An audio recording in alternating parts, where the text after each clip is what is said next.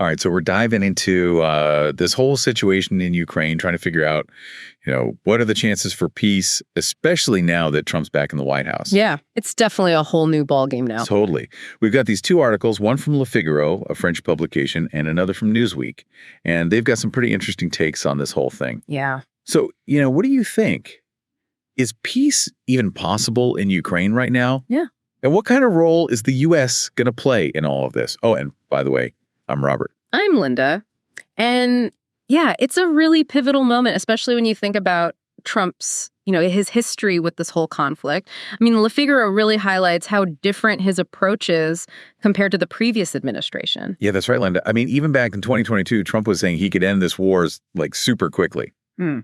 And Figaro points out that he's not wasting any time shaking things up, appointing General Keith Kellogg as a special envoy, giving him a 100-day deadline to resolve the whole conflict. Yeah, bold move for sure. It is. And don't forget, he also suspended U.S. aid to Ukraine for 3 months.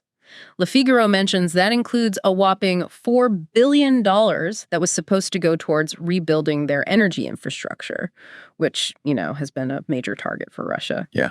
It's like he's trying to hit the reset button on this whole thing. Yeah. But at the same time, Figaro also mentions he's, kind of dangling this possibility of new sanctions on Russia, but then also like offering Putin a phone call. Is he playing good cop, bad cop here? What do you think? I mean, it's a classic tactic, right, Robert? Apply the pressure, but keep those lines of communication open. Yeah. But it is interesting that he's really emphasizing the economic strain on Russia. Like, Figaro says he keeps talking about how their economy is struggling with this crazy inflation and a super weak currency. Yeah. Almost like he's trying to, suggest that Russia's hurting more than they're letting on. Yeah, for sure. And speaking of hurting, Figaro mentions those casualty numbers that Trump's been throwing around. Nearly 1 million Russian soldiers killed and like 700,000 Ukrainian soldiers. Oh, wow. Yeah. And those numbers are way higher than what other sources are reporting. Like the Wall Street Journal estimated like 80,000 Ukrainian soldiers and 200,000 Russian soldiers had died, but that was back in September. Yeah, you do have to wonder, Robert, like, is he intentionally inflating those numbers to try to, create this sense of urgency and kind of push both sides towards a resolution? It's a fascinating theory, Linda. Yeah. But even if everyone agrees to talk, can they even find any kind of common ground? I mean, Zelensky's demands are pretty clear, right? He wants full territorial restoration and he wants accountability for war crimes. Yeah. But then Putin, on the other hand, seems pretty intent on keeping those territorial gains. And he wants Ukraine to stay neutral and demilitarized. Yeah, you hit the nail on the head, Robert. Figaro really highlights this clash of objectives, and they point out how it's like a major roadblock to any kind of agreement. And then you add to that, Zelensky's insistence on a European peacekeeping force, like at least 200,000 soldiers. 200,000? Yeah. Whoa. Yeah. He's not messing around. He is not. But I mean, can you really blame him? I mean, think about the broken trust after Russia went and violated the Budapest Memorandum back in 1994. Yeah. They guaranteed Ukraine security in exchange for them giving up their nuclear weapons. Yeah, absolutely. I mean, it really raises this huge question, and I want to pose this to you listening out there. Can any peace deal really work? Can it really stick when there's this much distrust between Ukraine and Russia, especially, given what happened in the past?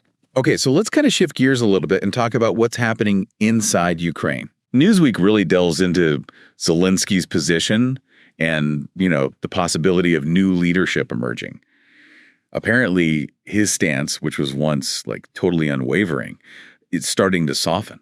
Yeah, that's right. Newsweek suggests this shift could be because of the change in U.S. leadership, Plus, there's just increasing war fatigue among Ukrainians themselves. And of course, there are those concerns about corruption within his own government. Yeah, Newsweek mentions that his approval ratings have taken a hit.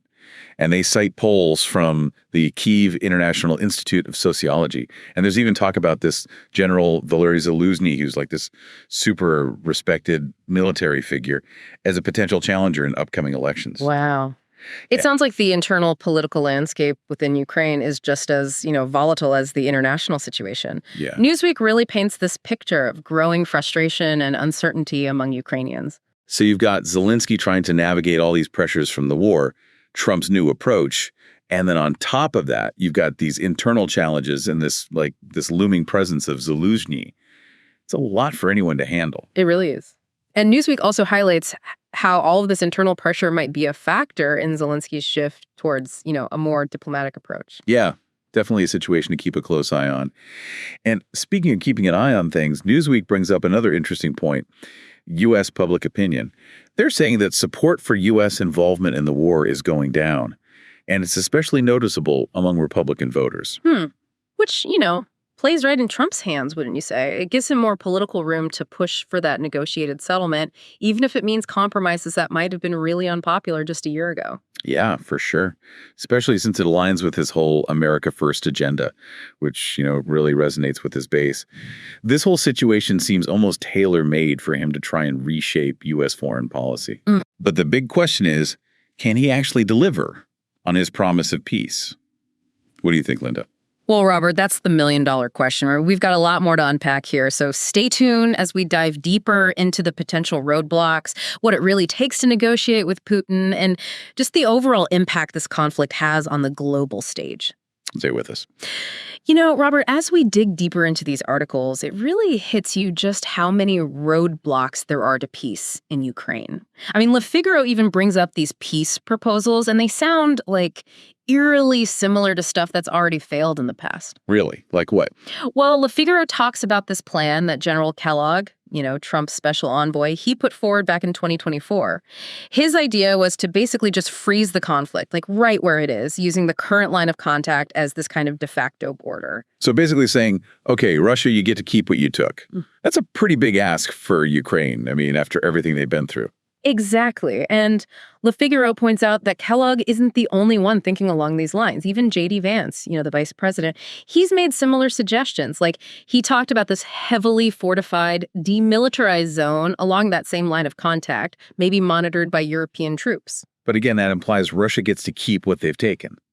Doesn't that just seem like rewarding their aggression? It's a valid point, Robert, and it speaks to this incredible pressure that Ukraine is under, They're caught between wanting peace, desperately wanting peace, but also being terrified of getting pushed into some deal that forces them to give up their sovereignty and their territory. Yeah, and let's not forget, we're talking about 20% of Ukraine's territory that Russia currently occupies. That's huge, not to mention the strategic importance of some of these areas. And it's not just about the land, Robert. It's about the people who live there, Their homes, their lives, their whole future. Can you really expect them to just accept becoming part of Russia? It's a massive dilemma, both morally and geopolitically. Yeah. It really highlights those tough choices that Ukraine and the whole international community are facing.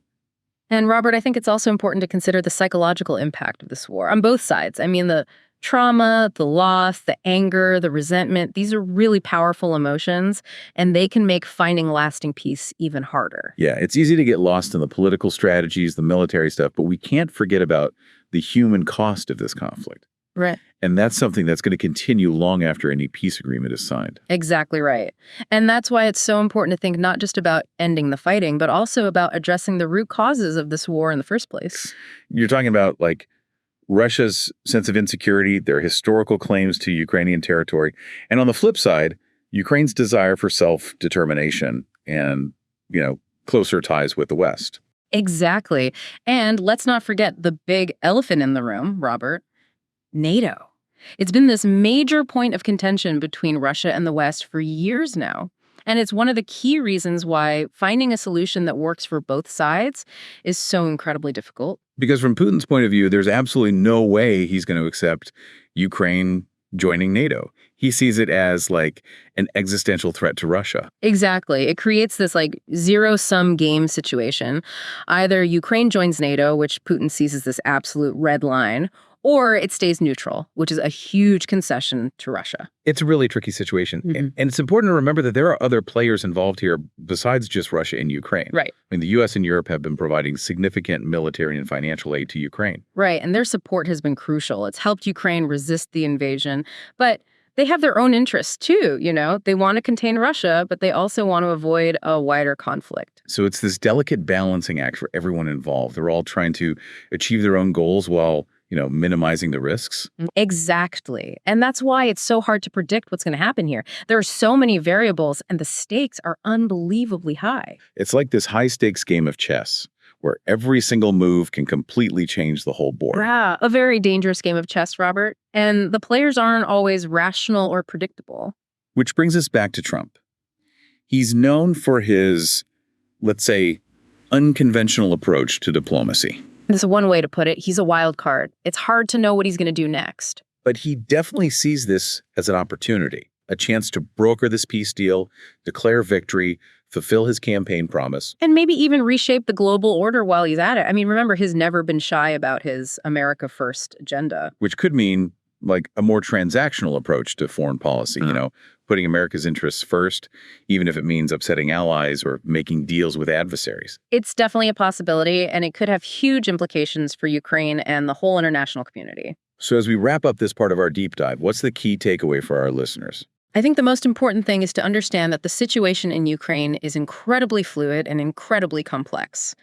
There are no easy answers here, and the road to peace is going to be full of obstacles. And the decisions that are made in these next few months, they're going to have lasting consequences, not just for Ukraine and Russia, but for the whole world. Absolutely. This story is far from over, Robert, and we need to stay tuned. That's well said, Linda.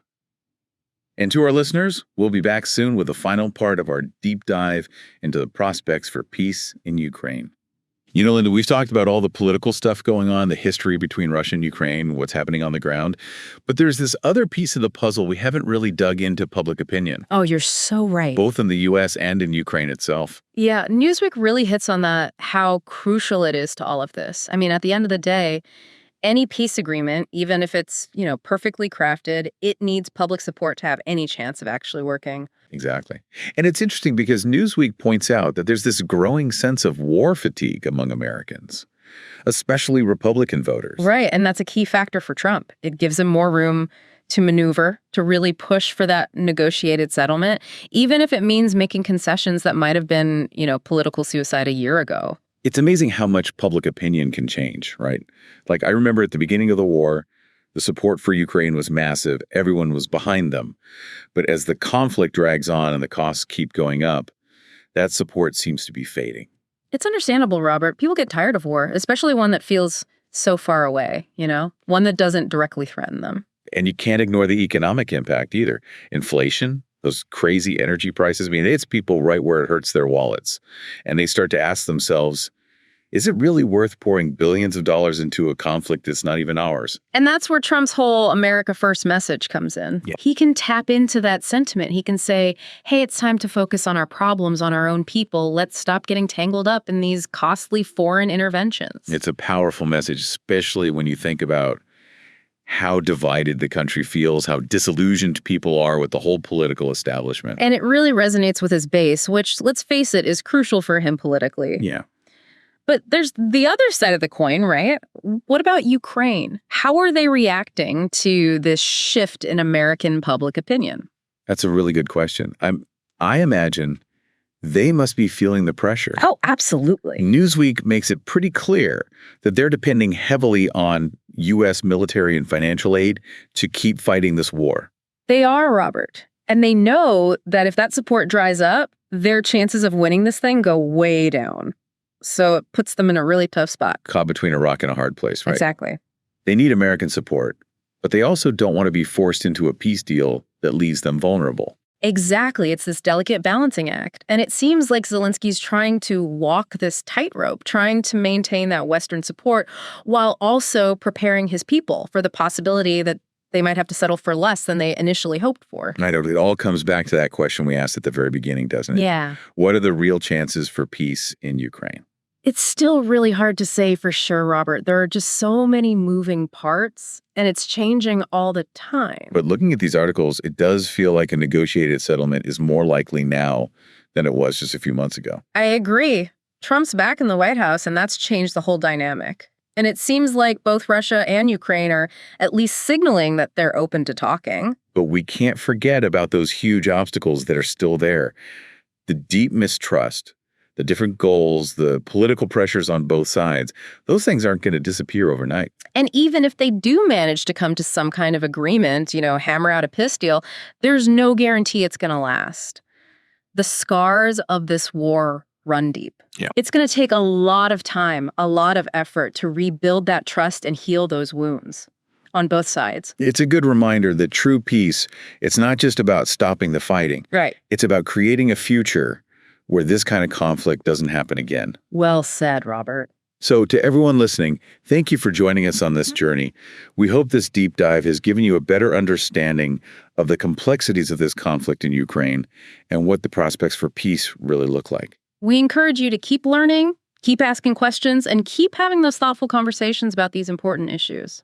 The more informed we all are, the better we'll be able to navigate the challenges that lie ahead. And until next time, stay curious, stay engaged, and stay tuned for another deep dive into the issues that matter.